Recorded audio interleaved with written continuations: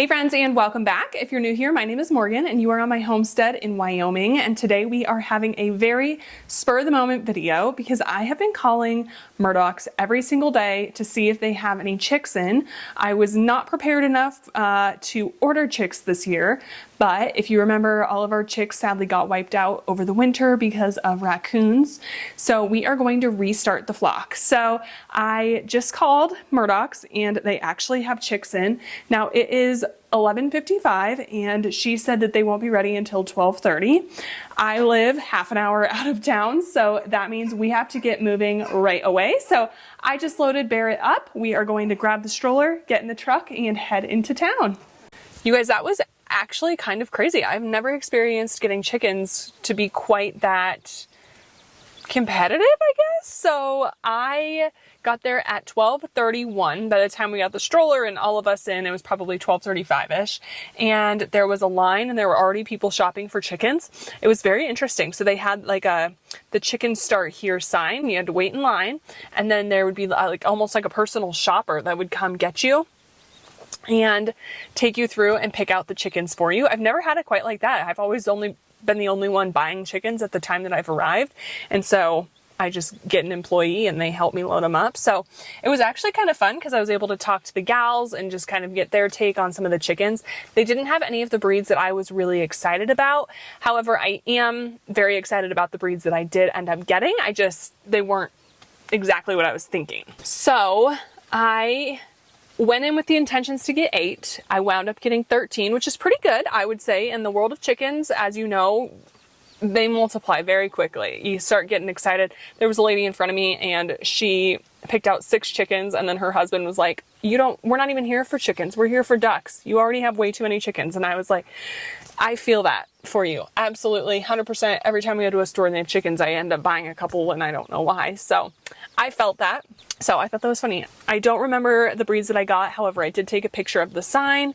And so let's go ahead and go in and get them unloaded. They're just all in a box right now. So I want to get them unloaded. This was very spur of the moment. So I'm going to have to quickly put together a habitat for them.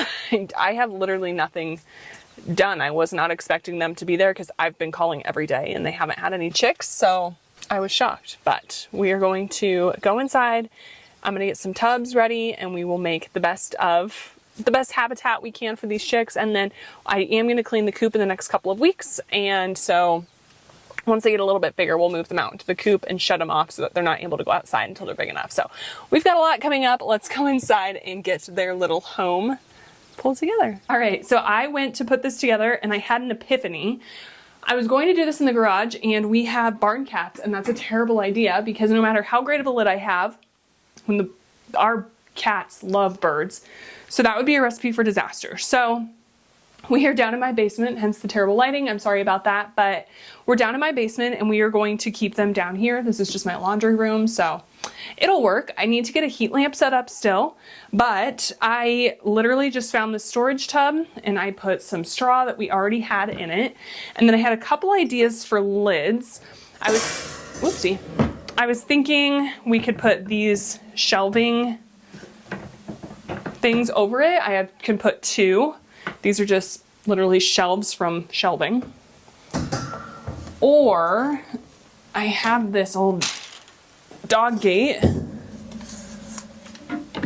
that we're not using, and I think that's actually going to be perfect. So when we're not around or we're not playing with them, I'm just going to put this dog gate on top of this, and that should be fine. I will make sure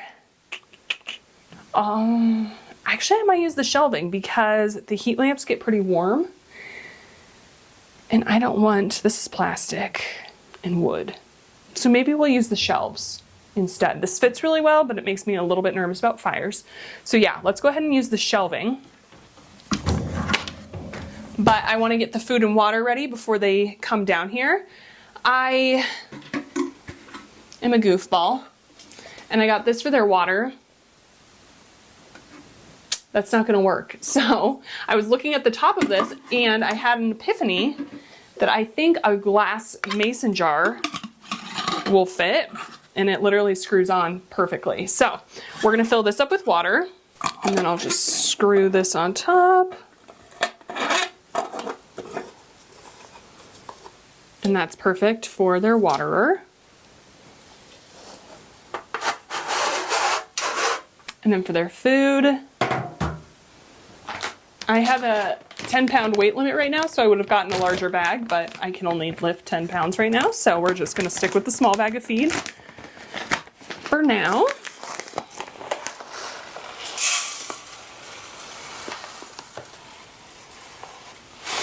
Wow.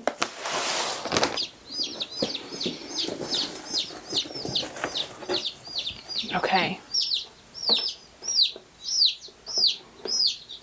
One thing I like to do with the chicks is give them heat, but also give them shade. So over here, I have the direct heat, and then on that side over there, I have shade. So if it gets too hot with the heat lamp on them, they can move over to the shade so that they have a way to kind of escape it.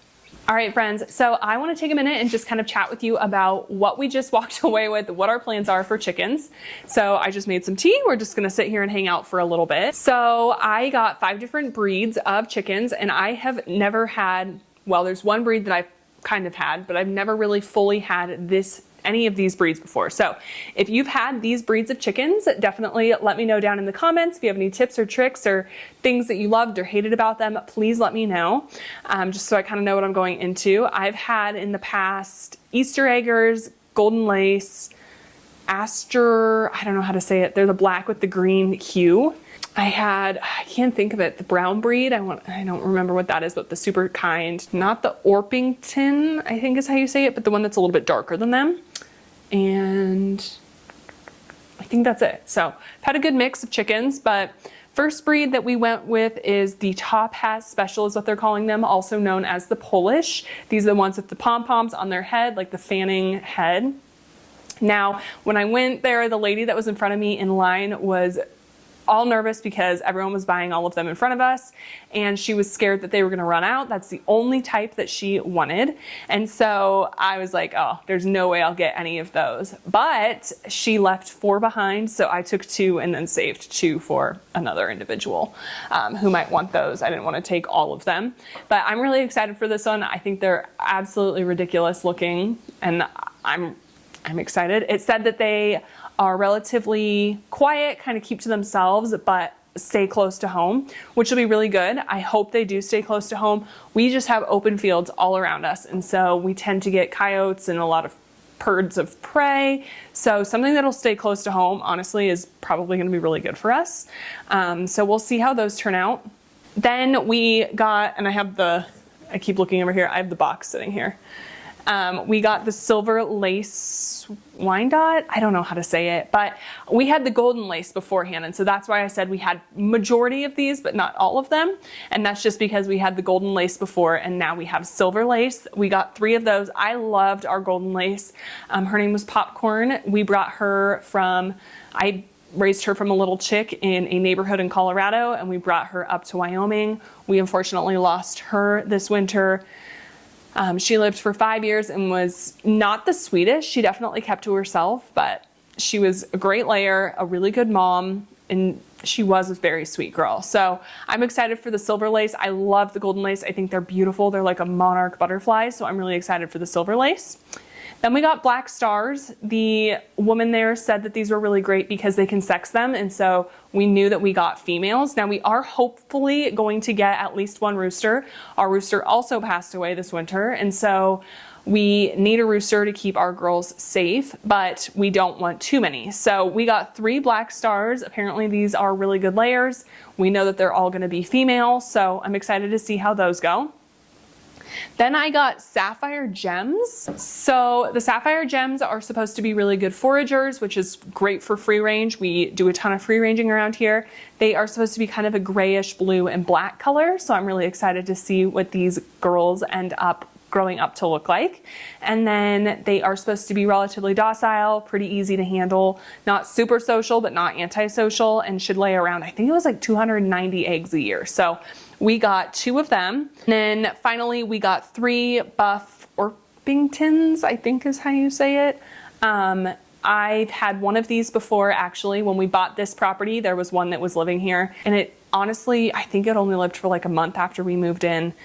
And so I don't have a ton of experience, but I'm super excited. She said that these are really social. They're fun to be around. We had our 4 little brown chickens before, and they were that way. They were social. They would hang out with us, follow us. We'd take the dogs on walks and they would come with us. They were great. So I'm hoping that these are similar to that. So in total, we have 13 chickens. I'm going to keep them down in the basement for a while. Then we will clean out the coop, and I will keep the coop completely shut. And once they get a little bit too big for downstairs, we'll move them out into the coop also with a heater. And we will keep them out there until they are big enough to move outside. Once they're big enough to move outside, we'll then put them out in the free range fenced in area.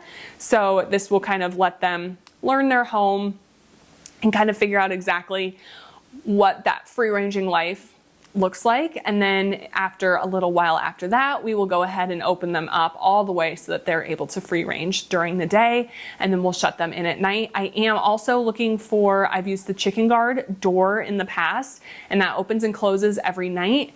However, I'm going to be in the market for one that locks. So I want it to automatically open and close every night, but I also want it to lock, because I think that's how our intruder that got all the rest of my previous chickens, I think that's how the intruder got in. There's a few other places it potentially could have gotten in, and we'll fix those areas as well, but I want to make sure that we have a locking chicken coop door so that we can make sure that we keep all of these chicks safe. So if you're interested in chickens and want to join me on this journey, please consider subscribing.